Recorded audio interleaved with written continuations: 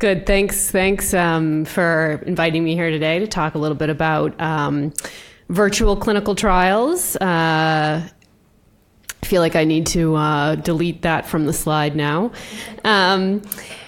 Kim Hawkins from Sanofi. I'm the clinical operations lead for the Sanofi Genzyme business unit that covers our rare disease, our MS and neurology groups, our immunology groups, and our oncology groups. And I mentioned that just so you can get an idea of the different therapeutic areas and areas where I can have a direct influence on some of the virtualization or decentralized aspects of running our studies. So just very quickly, since we had some background in the beginning, there's a lot of research out there that shows that across the board, the public, patients are very interested in hearing about trials. They're very interested in having a higher level of awareness of trials. In general, they want to participate in studies. However, the actual recruitment rates and participation rates are very, very low. The research shows us that the main hurdles are really the patient's lack of awareness of studies. A huge hurdle for patients that they report is geography, right? Having quite a distance to travel to trials. Something that I'll talk about a little bit more later on is really the actual burden on patients that really is beyond the geography, but really how many visits and how long those visits are. That's really turning a good proportion of patients away from participating.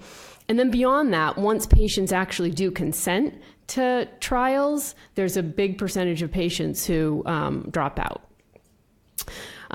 So combined with this, we have a lot of emerging digital technologies that are really going to enable, hopefully, a switch from really planning our studies to be focused around a site or a clinic to really being focused more around the patient.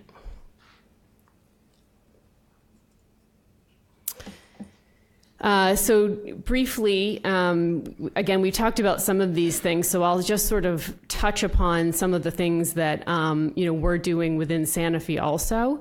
Some of the opportunities here, obviously, increasing the flexibility for patients so that they can participate at home. I mean, we see this as reducing the burden on the patient, but also on the sites and the hospitals. So I think we talked a little bit about, making sure we're not marginalizing, and you can almost see how these setups could work both ways, right? It's not just that physicians have to be letting go of their patients, but if we do this in a good collaborative manner, you can imagine that patients could actually be identified, maybe virtually, and referred to a site to do some of their assessments while they're doing some of them remotely. We've seen some initial evidence that we are able to reach more diverse patient populations in a virtual setting. I think just by the means of, getting outside of those big, large academic medical centers that are based in major cities, and being able to pull more geographically diverse patients. Something that we're actively looking at Sanofi is really through devices, through wearables, increasing the frequency of data collection. So if you think about a patient being seen on a weekly basis, you have a snippet in time of how they're doing. If you can then expand that and have a really continuous flow of data, you can imagine a scenario where you could be able to detect signals a lot easier, a lot sooner, and maybe even with smaller sample sizes. So that's something that we're actively trying to explore, especially in our neurology areas. Hopefully, this will also lead to improving patient recruitment and retention in trials. and to the overall acceleration of research and access of patients to medicines. Some place that we are really trying to focus in on also is in the rare disease space, where for us, and anyone doing any rare disease work are really challenged with geography.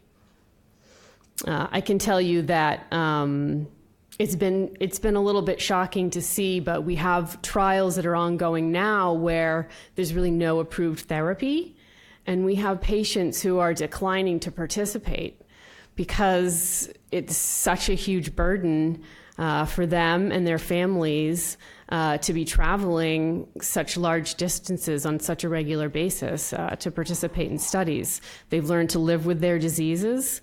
It doesn't happen all that frequently, but it really, I think, hits home the need to really think differently about the way we run studies.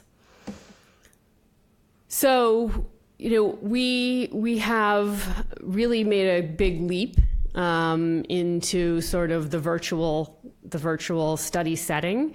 We have trials that are sort of end-to-end completely virtual, all the way to just implementing single solutions into our trials. So I wanted to kind of share some of the challenges that we've faced. Sanofi is also leading the IMI DCT topic that was mentioned before from the industry side. And so we've started to talk with other companies as well. And it seems to be these are very common themes. So let me start with sort of some of the common operational challenges. Data integration, which,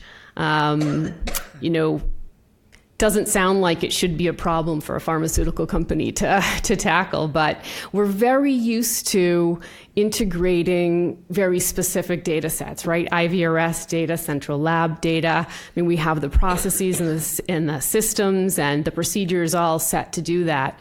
What we weren't quite ready for was really thinking about wearables, device data, app data, and kind of the end-to-end flow of how all of that would fit together.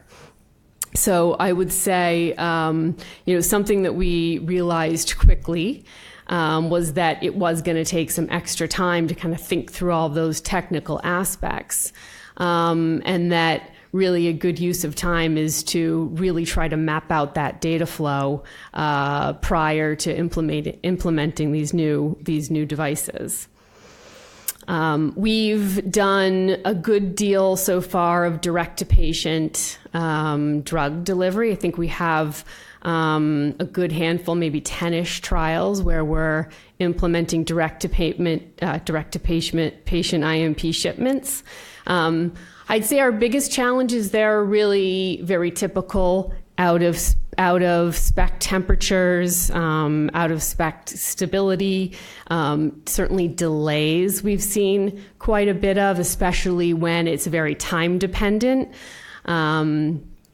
I would say that's actually not anything that's so dissimilar from sort of your standard clinical trial that you see today either. So I think that it has been very much outweighed, though, by the benefits. I think we talked about a little bit about this sort of flexible patient participation, and we've actually seen this direct-to-patient shipment work out really well there, where we have groups of patients who are spending 6 months of the year in one location, moving to another location for 6 months of the year. We've really been able to accommodate them through these solutions.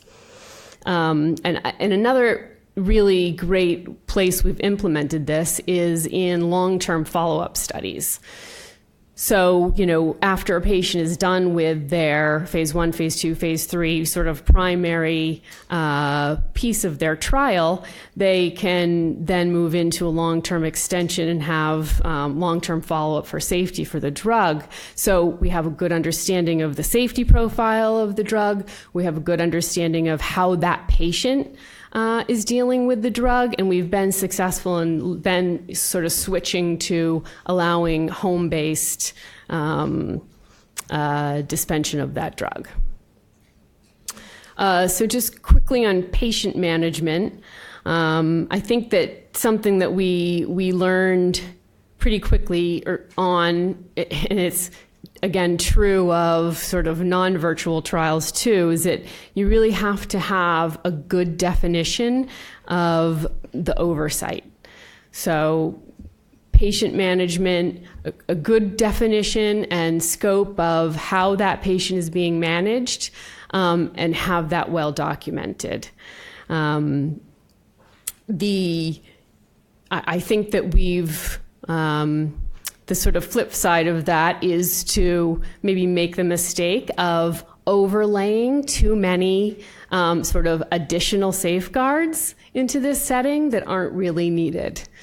So that's something I think, sort of a caveat, something to be aware of and to think of. And something I would just point out is really this has shown us that when we're starting out with something new, something very different, that we really need to figure out how we're going to resource it appropriately, because it definitely is a different way of working and is required additional resources and really additional skill sets. We've worked with a lot of vendors that are very straight tech companies, and in a fairly regulated industry, that takes a little bit of extra management to make it work. And I would just say quickly too that within Sanofi, we've specifically set up, we have a digital group that's very technically focused, looking at new ways of working, and our operations group. And we've paired them one-to-one so that we can sort of work together to make sure that we are following all the rules, but also trying new things in sort of the best way we can. So I'll just quickly mention ethical. With the real increase in directly advertising for trials to patients, with the real increased use of e-consent and e-source, we've really been, I think, very successful when we're working with larger institutions, when we're working with central IRBs. Where we've seen the hiccups have really come from those smaller institutions, local IRBs, and certainly as we've started to sort of explore the international environment, where I think the majority of the questions are overcome eventually. They center around data privacy, and they center around data protection, but they definitely add time into the equation to be able to, respond and have that back and forth. So I'll mention regulatory here. I think it's most people would think that this is maybe, again, regulatory questions, agency, maybe resistance to this, but I think I've seen almost exactly the opposite. Our experience has been that, agencies are really very interested in working collaboratively to implement and to pilot and to try these new technologies. This was also mentioned earlier, but where we've really struggled more is with the endpoint validation, right? So, and it's not so much that it's hard to validate the endpoints, it's that we have a clinical development plan for a product, and the time to actually validate the instruments got to be worked in there somewhere. You start too early, maybe that there's a better device or something that's come out later on. So you have to really plan that into the overall development plan of the product. And then I just mentioned quickly change management, which was for me probably the biggest surprise as a sort of a challenge. This is a very disruptive way of working, a very different way of working, and there are real risks to integrating a lot of these things into the development plan for a product. So while everybody's excited to try it out, when it comes to actually putting it into their program, not as excited sometimes. So really, we've had to really think about what our change management strategy is. We do a lot of education and try to really let our teams try things, have good backup plans and mitigation strategies, but know that some things are going to fail. And I will just quickly end here with some of the kind of key lessons learned. So as we are implementing both, like I said, fully sort of remote, decentralized virtual trials all the way to just integrating solutions, there are a couple of sort of best fit principles we start with. So we think about the safety of the product. Is it well characterized? We think about the IMP delivery, right? An oral medication is going to be a lot easier than an IV medication to give at home. Having said that, we've also been successful in some of those long-term scenarios that I told you about in actually getting IV medication delivered and administered in a home setting.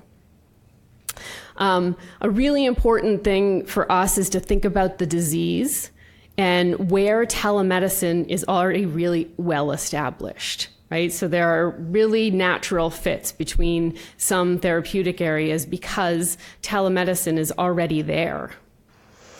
And then again, geography is very important to us. And so the rare disease area for us has been significant. So just to sort of finalize here, something that's very, very near and dear to my heart and I feel passionately about is really how can we better design our studies for the patient. I mean, we have to do a better job of, do we really need to have a physical exam at every single visit? Because that's how we've done it for 30 years. We really have to do a better job of thinking about what data we really need, what's important, and how we can make the burden a lot less on our patients.